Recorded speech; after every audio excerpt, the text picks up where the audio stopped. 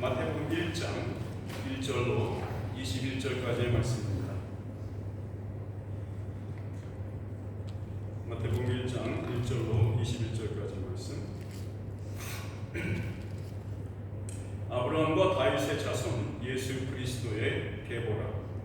아브라함은 이삭을 낳고 이삭은 야곱을 낳고 야곱은 유다와 그의 형제들을 낳고 유다는 다말에게서 베레스와 세라를 낳고 베레스는 헤스론을 낳고 헤스론은 람을 낳고 람은 아미나답을 낳고 아미나답은 나손을 낳고 나손은 살몬을 낳고 살몬은 라합에게서 보아스를 낳고 보아스는 루색에서 오벳을 낳고 오벳은 이새를 낳고 이새는 다윗을 낳았노라. 다윗은 우리아의 아내에게서 솔로몬을 낳고 솔로몬은 르호보암을 낳고 르호보암은 아비야를 낳고 아비야는 아사를 낳고 아사는 여호사밧을 낳고 여호사밧은 요람을 낳고 요람은 우시아를 낳고 우시아는 요담을 낳고 요담은 아하스를 낳고 아하스는 히스기야를 낳고 히스기야는 므낫세를 낳고 므낫세는 암몬을 낳고 암몬은 요시아를 낳고 바벨론으로 사로잡혀 갈 때에 요시아는 여고냐와 그의 형제들을 낳으니라.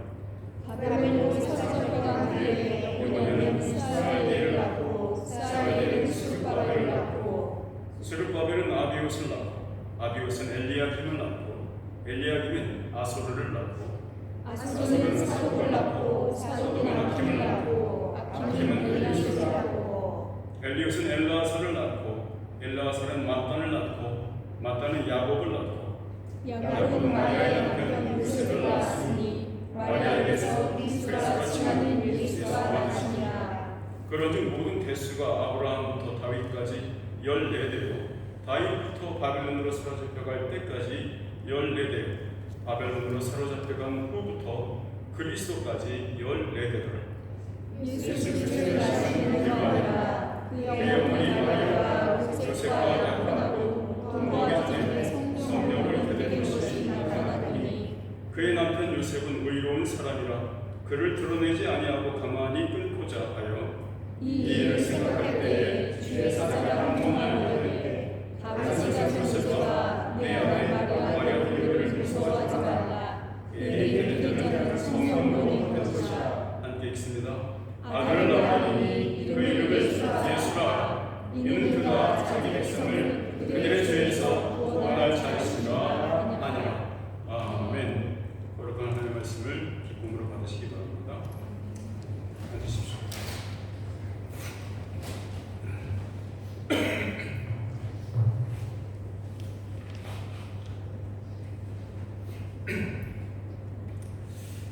요즘 크리스마스가 다가오고 있죠. 지난주부터 크리스마스 메시지를 전하고 있었는데요. 오늘 말씀은 마태복음에 있는 첫 장에 있는 말씀입니다. 이 신약 성경을 편집하고 이렇게 완성을 할 때 교회들이 이 신약 성경 마태복음을 제 첫 번째 책으로 정했습니다. 그 첫 번째 책으로 정한 이유들은 굉장히 여러 면에서 찾아볼 수 있을 것 같습니다. 어떤 사람들은 이렇게 보기도 합니다. 마태복음의 내용과 구성이 첫 구약성경의 첫 책인 모세오경의 창세기부터 시작한 모세오경의 이야기와 그 형식과 아주 흡사하다, 비슷하다라고 말하는 학자들도 있습니다. 믿거나 말거나 여러분이 알아서 하시면 되는데 저는 맞는 생각인 것 같습니다. 지금 그러면서도 굉장히 중요한 것은요, 예수님의 족보가 마태복음에만 나와 있지 않고요, 누가복음에도 써 있습니다. 그래서 누가복음과 마태복음의 계보가 약간 다르죠.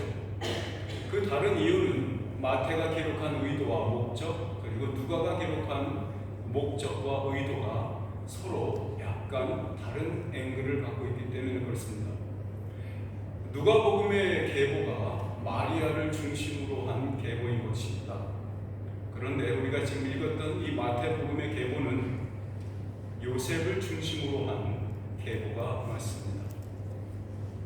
왜냐하면 누가복음을 마리아가 중심이 되는 계보라고 말씀드린 이유는 그 계보가 나온 다음에 쭉 이어지는 이야기들은 마리아가 중심으로 되는 중심 인물로 등장하죠. 우리가 읽은 오늘 말씀은 마태가 기록한 이 말씀은 요셉이 계속해서 중심이 되는 그런 형태를 갖고 있거든요. 우리가 읽은 것처럼 말이죠. 정말로 마태는 이 첫 장을 쓰면서 어떤 생각을 했을까요? 정말로 새로운 하나님의 나라를 소개하는 그 첫머리에 예수님의 계보를 분명하게 드러내야 했을 뿐더러 더 이상 더 중요한 것은 참으로 그 새 하나님의 나라, 새 세상의 나라가 여기로부터 시작되고 있다라는 것을 분명하게 드러내려고 했던 것 같습니다. 우리 1절에 이렇게 써 있죠. 아브라함과 다윗의 자손 예수 그리스도의 계보 이렇게 써 있죠. 이 첫 문장은요, 세상 전체를 울리고도 남을 드라마가 펼쳐지고 있다는 것을 지금 과감하게 아주 당당하게 세상을 향해서 외치는 소리와 같습니다. 여러분 그 어떤 오케스트라나 어떤 큰 음악 같은 거 들어보시면 맨 첫 부분에 굉장히 그 노래 전체의 테마가 되는 중요한 그걸 뭐라고 합니까? 그 계속해서 반복되는 그런 멜로디가 있지 않습니까? 그런 멜로디를 맨 처음에 쫙 드러내고 계속해서 그 멜로디가 중간중간 계속해서 반복돼서 나타나는 것으로 그 노래 전체를 끌고 가는 그것과 같습니다. 마태는 이 계보를 쓰면서 예수님의 계보를 쓰면서 이렇게 시작합니다. 아브라함과 다윗의 자손 예수 그리스도. 이렇게 바꿀 수 있습니다. 아브라함을 처음으로 가져온 이유는 믿음의 관역, 믿음의 목표가 되는 믿음이라는 모든 화살들이 가서 꽂혀져야 하는 텔로스라고 하는 헬라어죠. 이 관역, 마지막 목적지, 그 분을 소개하고자 한 이유입니다. 그래서 아브라함을 드러냅니다. 아브라함의 계보가 예수 그리스도에게 꽂혀지는 거죠. 두 번째, 다윗의 자손 예수 그리스도라 이렇게 표현하는 것은 그동안 그들이 기다려왔던 예언되었던 메시아, 그 메시아가 이분이다 소개하는 계보입니다. 요즘 세상은 그 자기 집안의 족보라든가 패밀리 트리라고 하죠. 그런 것들을 꼭 그렇게 중요시 여기는 그런 세상은 아니죠. 물론 여전히 그것을 고집하며 갖고 있는 가문들도 있죠. 그러나 우리는 아마도 이 중에는 그것을 특별히 관리하는 집안은 없는 것 같습니다. 대부분 우리는 쌍놈들이니까. 졸리실 것 같아서 조금 얘기를 했습니다. 마태가 이렇게 의도적으로 이 계보를 쓴 것은요, 자기가 원하는 것을 얘기하고자 하는 것을 가장 잘 표현하려고 하는 그런 그 폼을 이렇게 틀을 짠 것입니다. 자, 예수는 다른 사람들이 이 세상의 사람으로 태어나는 그 형태와는 다른 종류의 오리진, 기원을 갖고 있다는 것을 말하고자 이 계보를 쓴 거예요. 마태가 이 계보를 쓴 것은 아브라함부터 시작된 모든 사람들은 다 아비와 어미 사이에서 태어나는 혈연적으로 태어나는 자손인데 예수 그리스도라는 분은 그렇게 태어나지 않았다라고 하는 것을 증명하는 것입니다. 또 다른 하나는 예수 그리스도는 다윗 자손의 다윗 왕가의 혈통을 잇는 그 계열에서 나왔다라는 것을 분명하게 드러내고자 합니다. 자, 그러니까 예수 그리스도가 다윗 왕가, 다윗 자손이다라고 하는 말은 예수 그리스도는 무엇으로 왔다라는 것을 증명하기 위함일까요? 이 세상의 왕으로 태어나신 분이다라는 것을 분명하게 말하고자 함이죠. 믿음의 조상인 아브라함과 메시아 예언의 상징인 다윗의 자손, 그 예수 그리스도의 역사성을, 실제성을 증언하고자 이 형식을 선택한 거죠. 계보라는 형식이죠. 족보라는 형식입니다. 자, 그런데 여러분, 이 족보는 더 위로 올라가는 아담이나 아벨로부터 시작되지 않고요, 아브라함부터 시작되고 있다는 것입니다. 굉장히 특이하죠. 그러니까 이 마태가 의도했던 것은 예수 그리스도가 낳기 전까지 모든 증조, 고조 할아버지, 그 고조 할아버지의 누구의 누구 이것 전부를 쓰는 것이 의도가 아니었어요. 학자들은 이렇게 어떤 그 자유주의 학자들이 이렇게 말하기도 합니다. 마태가 쓴 것을 읽고 보니 중간에 듬성듬성 빠진 사람들이 있네. 원래는 있어야 할 사람이 이름이 없네. 이름이 가짜네.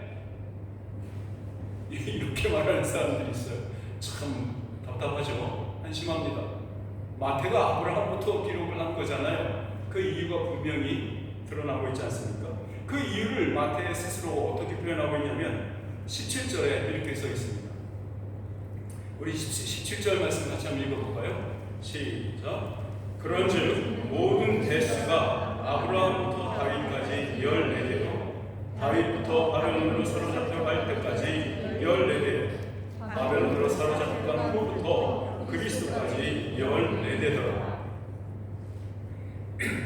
여러분, 다윗이란 사람이 이 세상에 실존했던 인물이냐라는 것에 대해서는 고고학적으로 증명할 수 있는 증거가 한 50년 전까지만 해도 한 1세기 정도라고 넓게 잡으면 그 전까지만 해도 굉장히 약했습니다.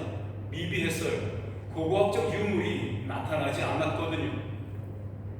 자, 그런데 20세기 초반부터 발견된 고대 유물 속에서 이 다윗이란 이름이 분명히 새겨져 있는 그것들이 많이 발견되기 시작했습니다.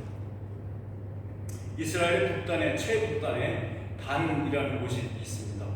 그 단지파가 가졌던 땅 있잖아요. 맨 꼭대기, 지금 맨 꼭대기는 어디랑 붙어 있냐면 시리아하고 레바논하고 접경 지역에 있습니다. 텔 단이라고 불러요.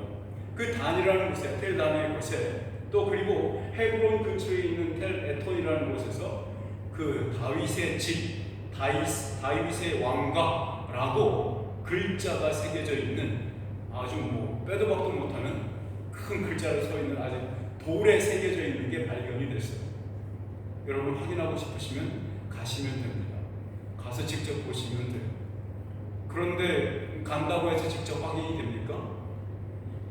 고대 히브리어 글자를 아셔야 직접 확인할 거 아닙니까? 후토크 시간에 가르쳐 드리겠습니다. 자, 물론 우리 모두가 이 고고학적인 유물, 어떤 발견된 유물에 우리의 믿음의 근거를 두고 있는 것은 아니죠. 그렇지만 이 땅에 역사적으로 실존했던 인물이라는 것이 그 유물을 통해서 증명되는 것을 보면 괜히 우리의 마음이, 기분이 뿌듯해지는 것은 감출 수 없을 것 같아요.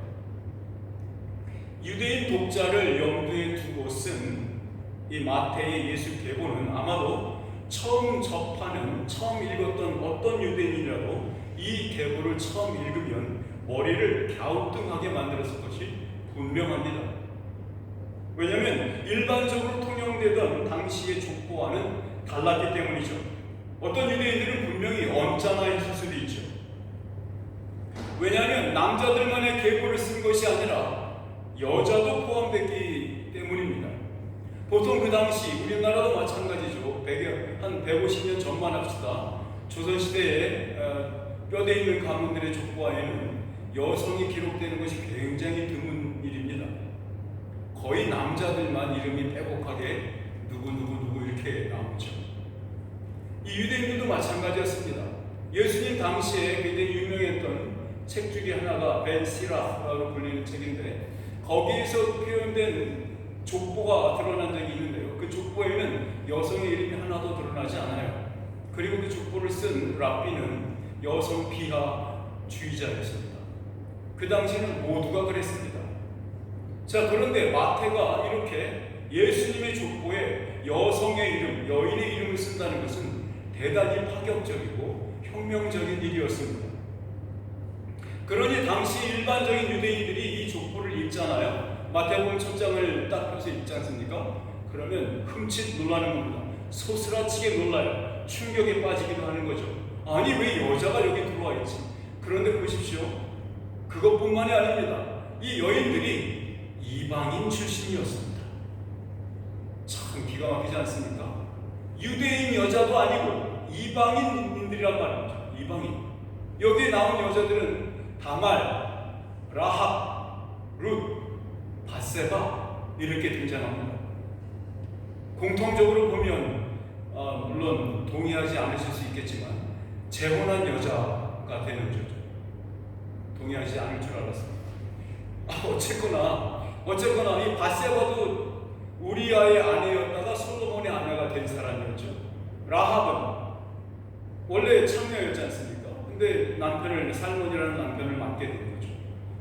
그리고 룻도 여전히 남편이 있었다가 남편이 죽었잖아요. 그 베들레헴으로 와서 새 시집을 간 거죠. 재혼을 한 거죠. 다말은 어떻습니까? 다말은 원래 결혼한 남자가 있는데 남편이 있는데 이 아들이 먼저 죽었어. 둘째, 셋째 아들까지 기다렸는데 아들을 못 봤어. 다 죽었어. 그리고는 딴 데 있다가 막내가 커서 장성하여서 결혼할 때가 되니까 이 유다라는 아버지가 다말에게 이 아들을 주지 않았잖아요. 그래서 이를 버려서 이렇게 아들을 낳은 거지 않습니까? 굉장히 재미있는 사건들, 재미있는 그 스토리들이 이 네 여자에게 있습니다. 대부분 이방인처럼 보입니다. 마태가 이 계보를 기록한 목적은 분명하죠. 예수 그리스도가 이 세상의 구주로 이 땅에 인간으로 태어나셨다라는 것을 알리기 위해서입니다. 그러므로 우리는 이 예수 그리스도의 족보가 이 계보의 형태를 띠고 있으나 진정 말하고 싶었던 것은 다른 것이었다는 것은 점을 분명히 알아야 합니다. 이것입니다.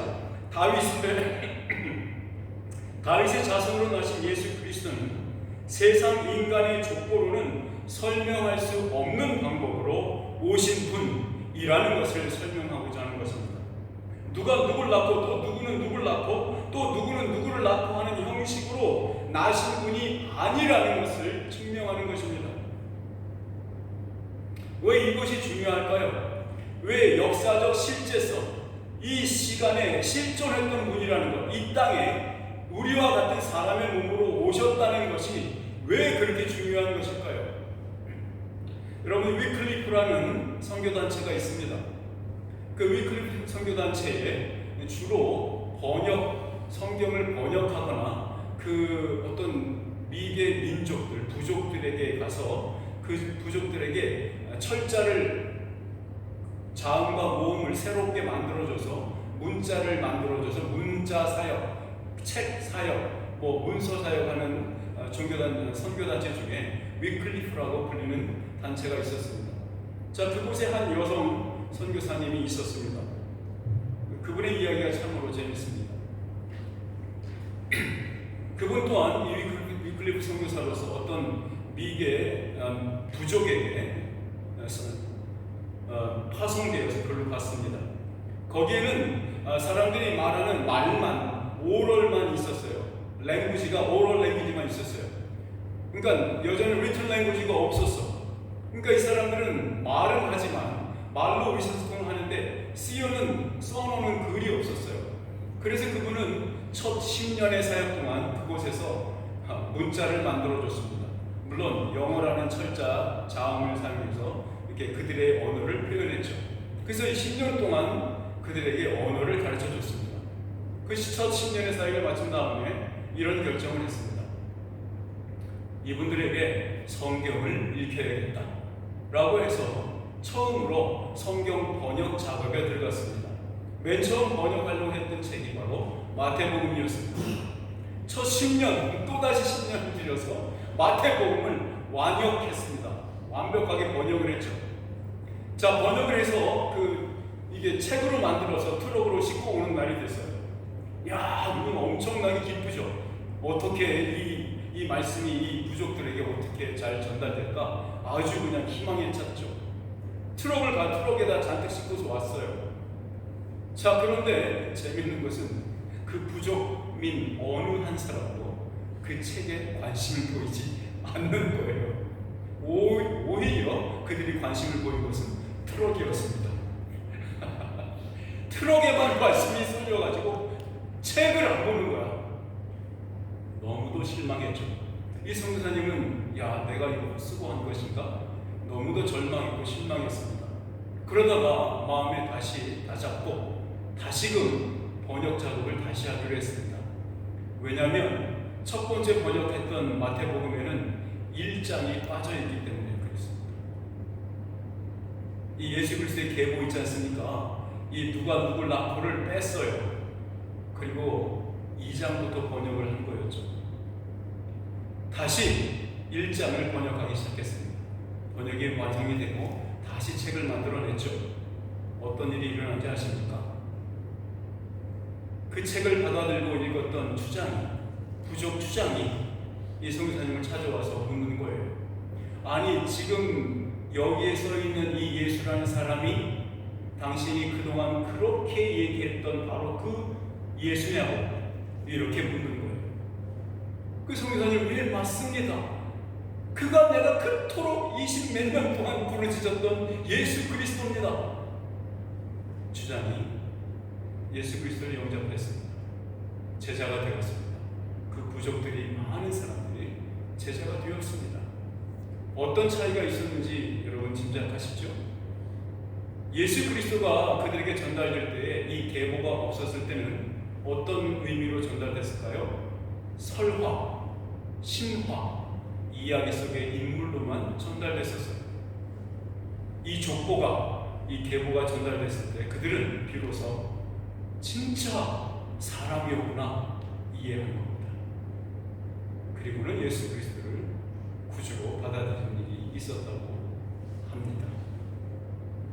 여러분, 우리가 이 마태복음에서 이 마태가 우리에게 주는 이 계보는 바로 그런 의미를, 그런 강조점을 가지고 있다는 것 잊어버리시면 안 되겠습니다. 우리 16절 말씀 한번 볼까요? 16절 같이 한번 읽어보겠습니다. 16절 시작. 야곱은 마리아의 남편 요셉을 낳았으니 마리아에게서 그리스도라 칭하는 예수라 하시니라. 보십시오. 요셉에게서 그 족보가 끊깁니다. 더 이상 남자에게서 남자로 이어지지 않고요, 도리어 마리아에게서 예수가 나셨다라고 표현합니다. 지금까지는요, 누가 누구를 낳고 능동태입니다. 그러니까 액티브 폼으로 나왔어요. 그런데 여기서 나시니라라고 하는 말은 수동태입니다. 똑같은 동사가 수동태로 쓰여진 겁니다. 남자가 낳은 게 아니고 마리아의 몸에서 나왔는데 마리아를 통해서 낳아진 수동태로 표현된 거죠. 여러분, 우리 앞에 얘기했던 3절과 5절과 6절에는 아까 말씀드렸던 이방 여인들, 4명의 이방 여인들이 써 있습니다. 다 3절에 이렇게 표현되어 있어요. 유다는 다말에게서 베레스와 세라를 낳고, 유다가 낳은 주체예요. 주어예요. 살몬은 라합에게서 보아스를 낳고, 살몬이 주어예요. 보아스는 룻에게서 오벳을 낳고, 보아스가 주어죠. 다윗은 우리아의 아내에게서 솔로몬을 낳고, 다윗이 주어죠. 수동태로 표현된 마리아에게서 나시니라 하는 것은 전혀 다른 종류의 탄생이다. 전혀 다른 종류로, 다른 방법으로 이 땅에 사람으로 오셨다라는 것을 표현하는 얘기입니다. 이 계보는요, 유대인과 이방인 그리고 성도와 죄인 모두가 뒤섞여 있었습니다.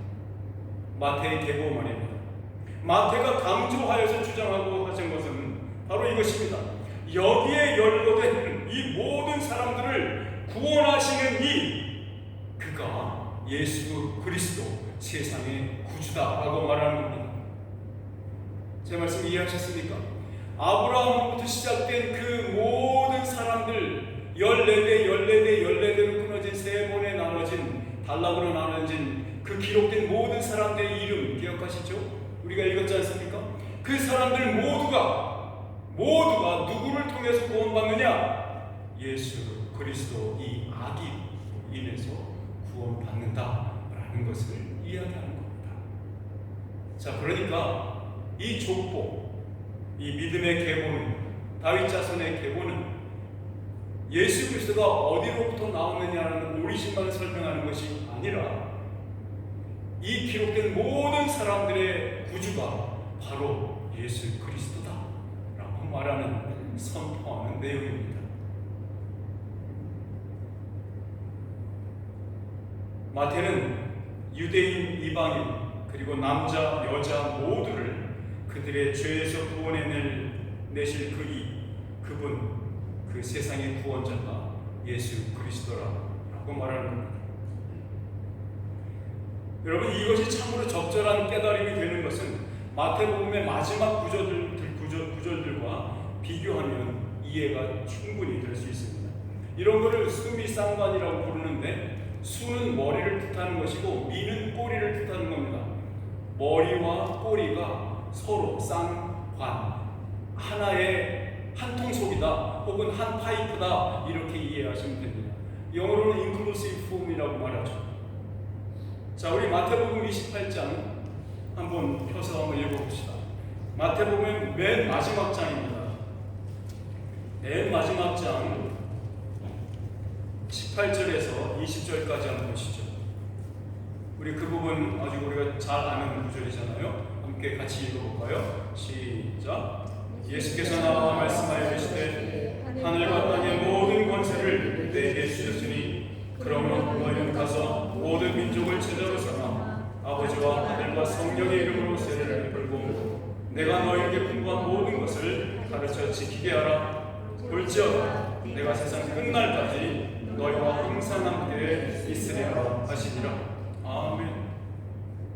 여러분, 모든 민족을 제자로 삼아라는 구절, 이 구절이 예수 그리스도의 계보에 등장하는 모든 인물들을 포함하고 있는 것입니다.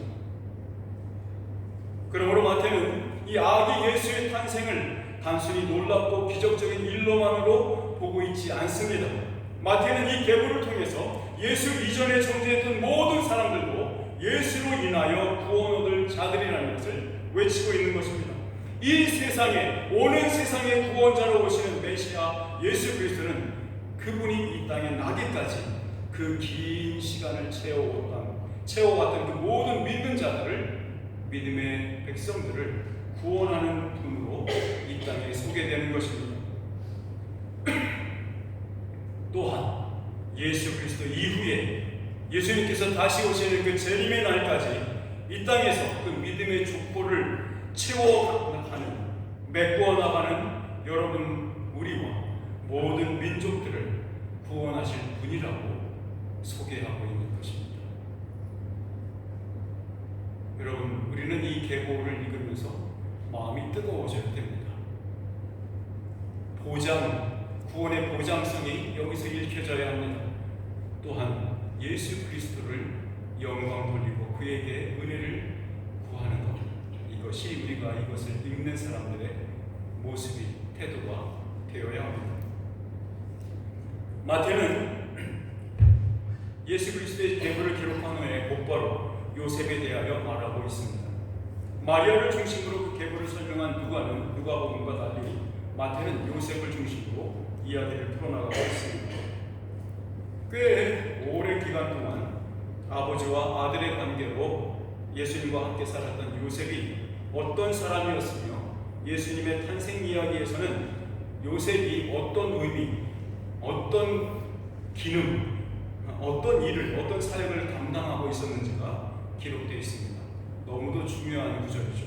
우리 18절 말씀 같이 한번 읽어봅시다. 마태복음 1장 18절. 마태복음 1장 18절입니다. 같이 읽을까요? 시작. 예수 그리스도의 나심은 이러하니라. 마리아가 요셉과 약혼하고 동거하기 전에 잉태 된 것이 나타났더니, 자, 요셉은요, 마리아와 약혼한 지 얼마 후에 마리아의 몸에 이상이 생겼다는 것을 감지합니다. 마리아의 배가 불러오고 있었다는 것을 알게 되는 거죠. 여러분, 그런데 이것은 요셉만 알고 혹은 요셉만 이해했던, 감지했던 일이 아니에요.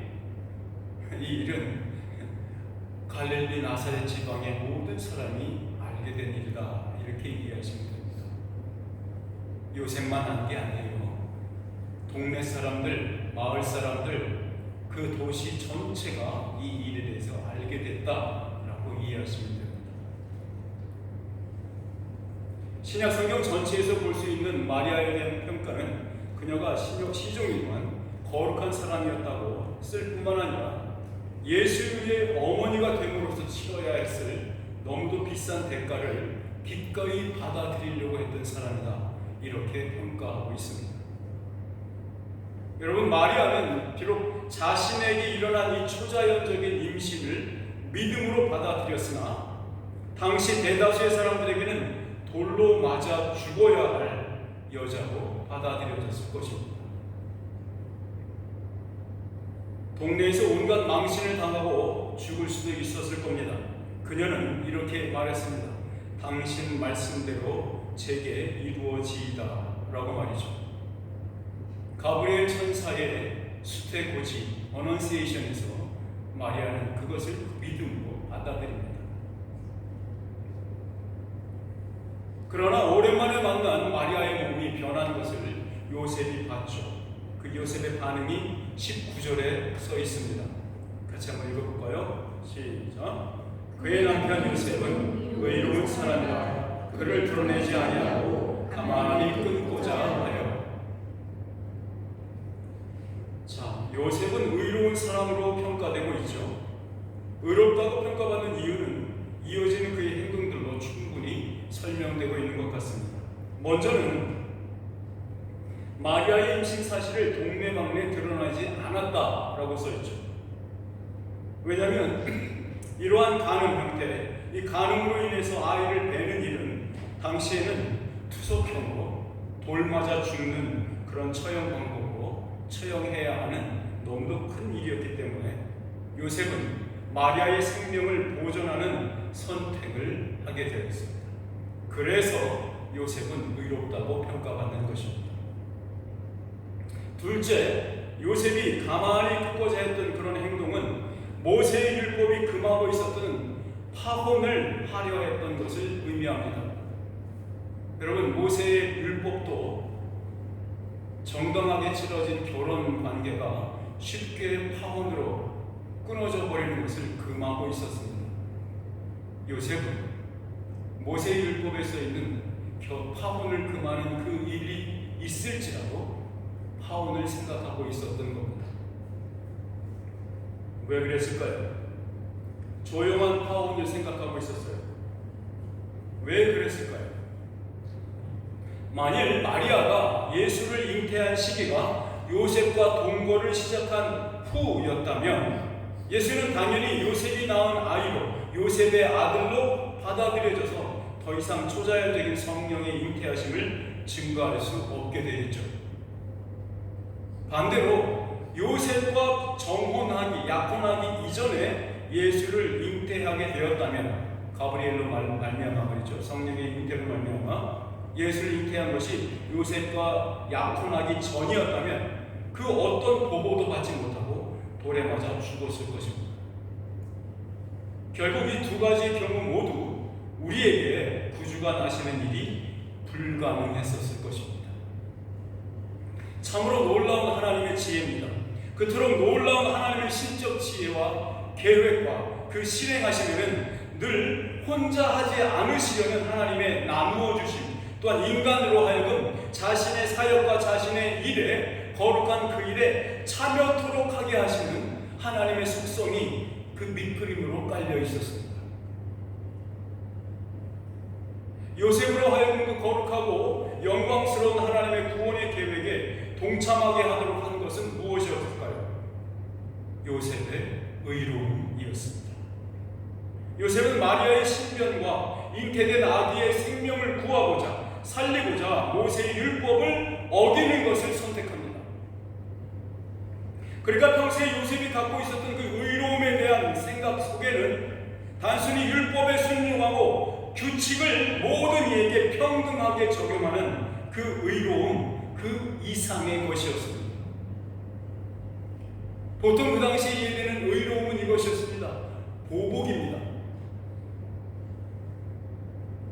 한 대 맞아서 이빨이 하나 나가면 다른 쪽을 때려서 똑같은 이빨을 빼는 것, 그렇게 해서 화를, 분노를 소멸시키는 것, 이것이 의의 한 부분이었죠. 또 다른 의는 모든 사람에게 똑같이 적용되어야 한다라고 하는 것이 의로움의 척도였습니다. 근데 요셉은 그 둘 다를 선택하지 않는 의로움을 갖고 있었다는 거죠. 여러분 혹시 키에르케고르라는 덴마크 신학자 아십니까? 제렌 키에르케고르 이렇게 부르는 거 아니에요? 자, 그런데 그가 쓴 책 중에 Fear and Trembling이라는 책이 있습니다. 그 책 안에 의로움을 어떤 관계로 표현했는데 이렇게 표현합니다. 절대자와 맺은 절대적인 관계, 이렇게 명료하게 표현했습니다. 인간이 절대자와 맺은 절대적인 관계, 이렇게 표현했습니다. 이 말은요, 신자된 우리가 거룩하시고 영원하신 그 하나님 앞에 아무것도 잊지 않고 벌거숭이로 드러나서 서 있을 수 있는 관계, 그 상태, 이것이 의로움의 상태다라고 이해하는 것입니다. 그것이 구약성경과 신약성경 전체에 이어지는 의로움의 핵심입니다. 마태가 기록한 이 예수의 계보에서 아브라함에서 시작해서 마리아로 마치는 것은 이것과 이 의로움과 큰 관련이 있습니다. 아브라함의 의가 잘 그려진 이야기는요, 여러분 잘 아시듯이 창세기 22장에 나타납니다. 이삭을, 자기 아들 이삭을 바치는 사건이죠. 여러분 아시는 것처럼 당대에도 사람이 사는 사회고 그 사회는 규율이 있었습니다. 모세의 율법이 아브라함에게 주어진 적이 없죠. 모세 이전에 한참 1000년이나 그 이전의 사람이었으니까. 그런데 여전히 그 사회에서도 여전히 규율, 법 같은 것이 있었습니다. 그 법 중에 하나가 절대로 아버지가 아들을 죽여서는 안 된다는 거였죠. 아브라함은 어떤 선택을 합니까? 하나님께서